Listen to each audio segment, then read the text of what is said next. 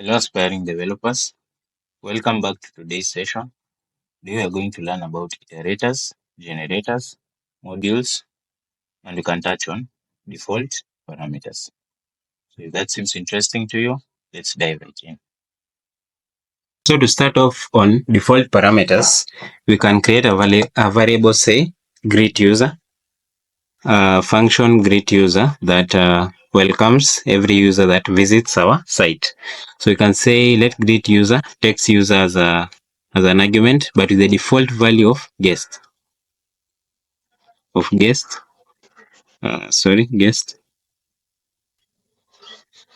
Yeah. So this greet user, we can pass it as an arrow function that takes the parameter of guest as a default value, and then it returns. We can just console to the log to the console the value, which is we can say here welcome back, then you pass in the user. So here you see that we take the value guest and then we log to the console welcome back user. So if you call this function without any parameter, you see that nothing is being logged to the console. But if you call it with a value, say Georges, so if you run this script, you notice that the first one returns welcome back guest, the one that is passed without any parameters. The one that is passed to the parameter Georges returns welcome back Georges. So that is because we have a default parameter here, guest. If you leave this default parameter to be blank, then that is exactly what is going to be returned, welcome back and a blank value. So that is how to pass default parameters. For now, I'll just comment this out. I believe it was an important part in functions that I hadn't touched on when we were tackling functions. So today the major thing that we were to do was to tackle iterators and generators. So iterators. Okay, iterators, this just allow you to traverse through a sequence of values. You know, traversing just means accessing. You can say via a loop maybe. Then an iterator is an object that manipulates the iterator practical. So it has a next function. It has this next function. So you call the .next for it to return the object with the value, and the property will always be done. So let's implement it. You can just say function. Also, it is important to note that it uses this function with an asterisk keyword to initialize an iterator variable. So you can say function with an asterisk, then the name of that function, you can maybe say count numbers. And then this count numbers function, we can define, let's say let index equals, you can say index equals 0. Then now we loop and say while index is less than 5, while index is less than 5, then here we're going to introduce another new keyword, yield. So while index is less than 5, yield index. Then after that, you can increment the value of index, because you know that the while loop, you have to do the update expression within the loop body. So now here you have a function count numbers, which will yield, which is initialized to 0 as the index. It will be true anytime the index is less than 5, and it will yield index whenever the .next function has been called. So let's you put this into action and see. So you can say const my number. Say const my number equals, then you call the count number function, count numbers function. So now you can console.log and console.log.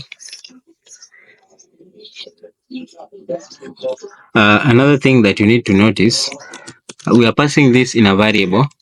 We are passing this function in a variable because it returns an object. So for us to access the property next of that object, the method next of that object that has been returned, that is why we pass in the value of count numbers to a variable. So it can be easy for us to access the methods of that variable. So now we can say my number dot use the next property or function to call the value of whatever is being returned or whatever is being yielded by the iterator function. So if you just clear the terminal and then we run the script again,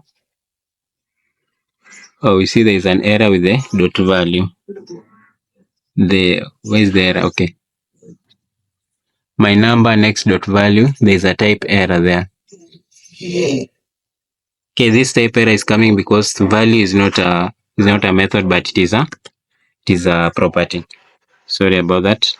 So if we rerun the script, you notice that we have 0 being logged to the console. You already know that the while loop, let me just say while count, function count, and I give it the exact same thing, let index equals 0, and then I'll say while index less than 5, we're going to log to the console, the value of index, and then we're going to increment index. Yeah, so below here I can directly call the count method or function. Yeah, the count function, sorry, not method. Method is for objects. So if I run this script, you see that okay, I can just say let me just pass in a few detailed explanation here. So I can say this is count, and then here we pass in a variable index. Yeah, for us to have at least some distinction on the browser, on the terminal, sorry. So you see that if we run the script, you're going to have count 0 all the way to 4, 0, 1, 2, 3, 4 being logged all at once. But for the iterator, we're only having one value being logged to the console, that is the 0. So here you can also call this maybe 5 times. You see that we have now the value being called 5 times, dot value, dot value, dot value, dot value. So if you rerun the script, you'll now see 0, then 1, then 2, 3, 4, because we are calling this 5 times. So we call it 5 times and we get 5 results. But this one we only call it once and we get all the 5 results. So you may be wondering why you need to call it several times, but it's important to have iterators because it returns. We can say that it does a lazy returning of the loop. There are points where you need to control whatever is being returned by the loop. So it is important to use an iterator such that you only return a specific thing at a go. When you use the normal loop, then it will return everything within the true condition. But for the iterator, you will have control over what is being returned. But you must remember that you must use the function with an asterisk to denote that it's an iterator. Then once you use that, then you are allowed to use the yield keyword to return or to log to the console. But what it will return is an object. So because that's an object that is being returned, you pass the function to another variable. Then this variable will call the .next method of the object. Then the .next method will enable us to access the value property of that object. If you want to confirm, you can just log to the console the value of my number at this point. Then we rerun the script. So you see that when you log to the console, it returns an object which is a generator, but it is blank. So that is why we need the .next and the .value to help us iterate through this object and return a value. So that is the iterator function.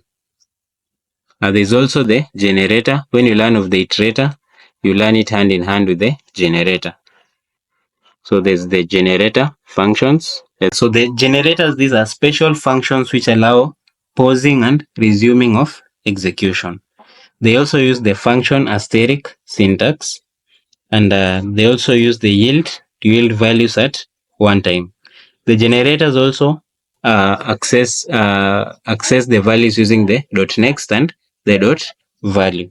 An example of a generator is this countdown numbers that we've used. So when you talk of iterator, you talk of iterators and generators together, because iterators will return a generator. You see that the object that was returned here was a generator passed in an array, then returned as an object. So when you talk about iterators and generators, you combine them together, and we only say that these are special functions that allow pausing and resuming of execution. So you can only call one, then you pause the execution, do some tasks, then you call the next one, pause execution, do some other things, then you call the third one, like that to the end of whatever you want to call until you are able to achieve whatever you wanted to achieve.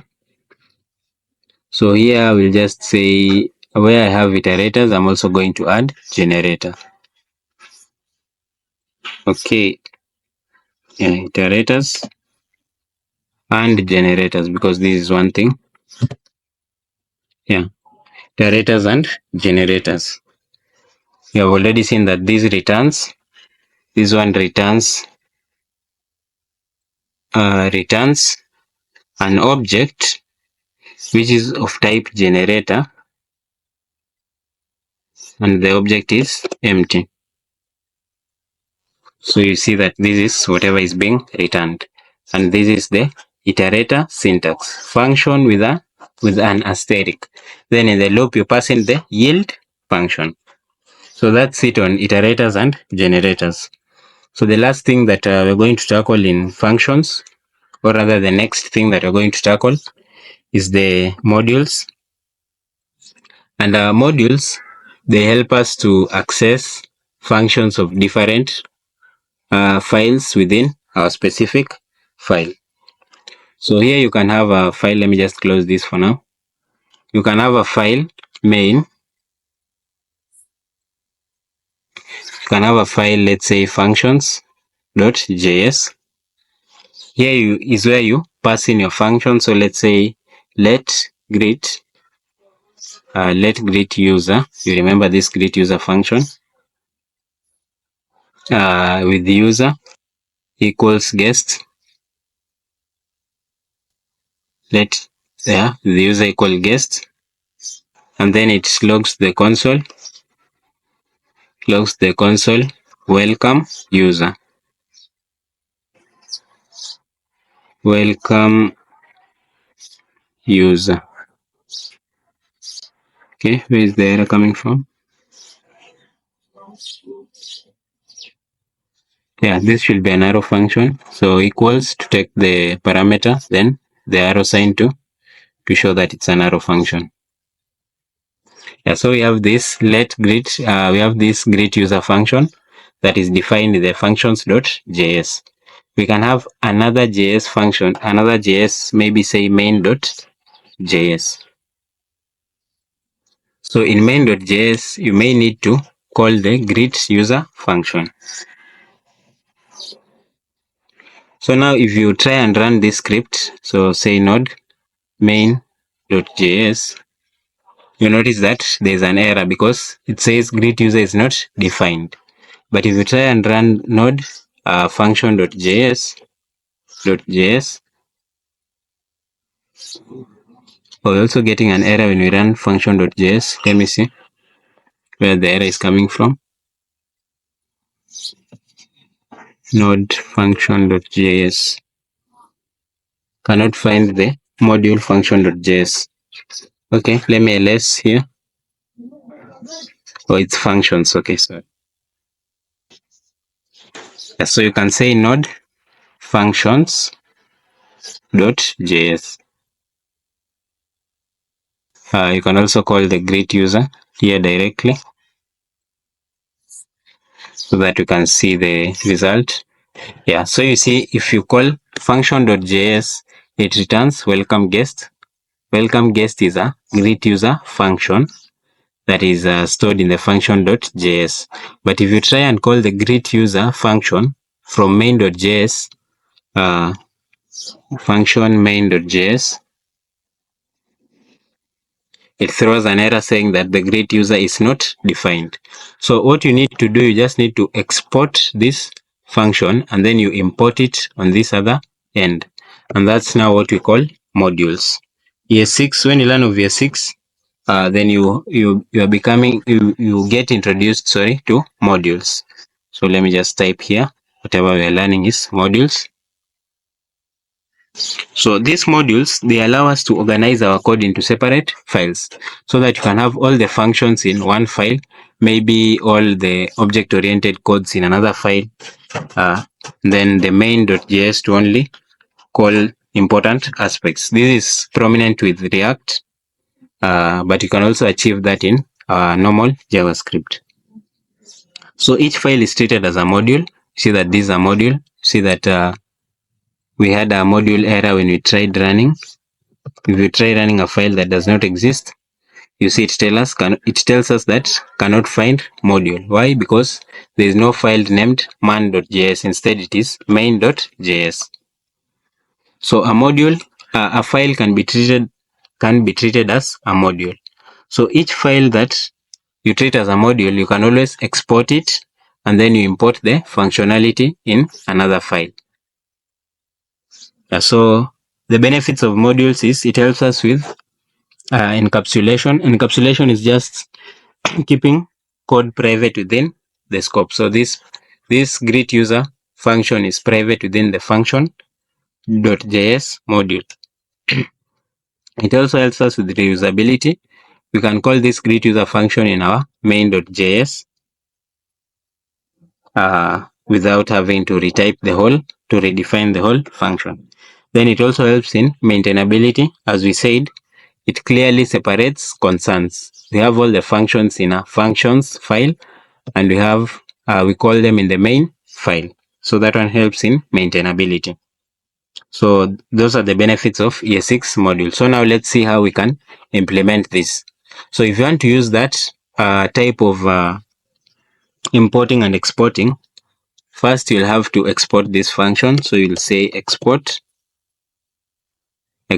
let greet user equals to that. So you have that function exported. And then in main.js, you need to import that function. So in main.js, you come and say import. We're importing the function greet user. So here you pass in the function that we're importing, greet user. Yeah, and we're importing it from functions. So it is in the current directory. So you use // then the name of the file, which is functions. So now greet user of the functions file is being accessed in the main.js file. But this will throw an error because we are not using any webpack to bundle up our codes together. So you see here we have a syntax error. It cannot import statement outside a module. The word import is not recognized. So for that to be recognized, you need to rename this to be main.mjs. MJS. Yeah, so now you have MJS there.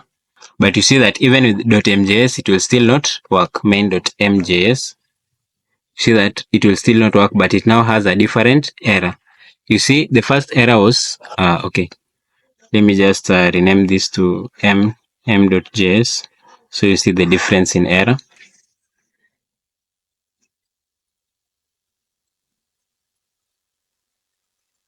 Yeah, so that's the first error, syntax. Then the second error, you notice that the first error is a syntax error saying cannot use import statement outside a module. Then the second error, if you now change it to mjs, the first one was .js, as you can see here, main.js. Then the second one, we renamed it to m.mjs.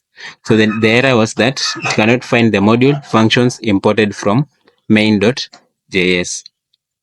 So the problem is we do not have a package.json, but you see that it asks if we meant to import functions.js. So first we can try adding that .js, but it might still not work. Let's just clear the terminal and run the script again. See that it still does not work. And in fact, it does not recognize the greet user. So for us to solve this modules error, we just have to add another function known as the JSON function. So it is known as the package.json. So this package.json, it picks all the files within this page and it creates a package for them such that when you run node on the folder, or rather on the current directory, then you'll be able to access any other files which are exported or imported. So here in package.json, the syntax is you just pass first an object, and then here you just come and type in the whatever you want to export, and whatever you're exporting is the module. So you see here we have the syntax of type. So the type of this package.json is a module. So we are trying to bundle everything to be a module, and then we now access the import keyword and the export keyword. So now if you run node main.mjs and you hit on enter, you see that now you have welcome guest being logged to the console. And if you pass in here the user as Georges in our main.mjs, remember this is the main.mjs file. So if you run this script, you see that we have welcome Georges. When you run it without a parameter, you have welcome guest. When you run it with a parameter, let's just use both. So if you run both, you see that it has welcome guest. If it has no parameter, that is the default parameter explained in the functions.js. But if you run it with an argument, you notice that that argument is passed to the welcome message. So that is how to use modules in JavaScript. First, you need a package.json file, and then you pass in the type module. Then you change the the main file that will be importing all those other functions, and you call it main.mjs. You might even have another one, say math.js, and here you export a function. So let's say let area rectangle. This one will take in rectangle will take in width and height. Okay, an arrow function, and it should return area of a rectangle is width, then times height. But instead of return, we can just log it to the console. So let's say console.log